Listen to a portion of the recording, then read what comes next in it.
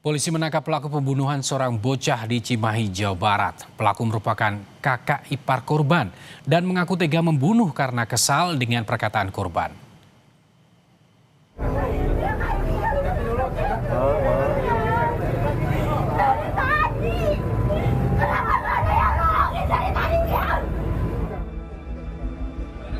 Jeritan seorang ibu memecah sore di kampung Warung Tiwu, Desa Cipatat, Cimahi, Jawa Barat 3 Maret lalu. Ia mendapati anak lelakinya tewas di lantai 2 rumahnya. Polisi yang tiba di lokasi langsung melakukan olah tempat kejadian perkara. Dari hasil pemeriksaan sejumlah saksi dan pemeriksaan lokasi, polisi akhirnya menangkap pelaku yang merupakan kakak tiri korban. Dari keterangan pelaku, ia tega menghabisi nyawa sang adik karena kesal dan emosi dengan perkataan dan perilaku korban.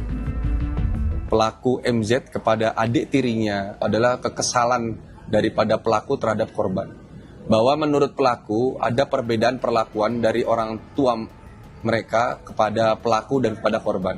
Adiknya ini menurut pelaku ini sering membuat kesal si pelaku. Pelaku dulunya sempat tinggal bersama ibu dan adik tirinya selama 13 tahun hingga akhirnya menikah dan pindah ke Cianjur. Pelaku dijerat dengan pasal berlapis dengan ancaman hukuman penjara hingga 20 tahun.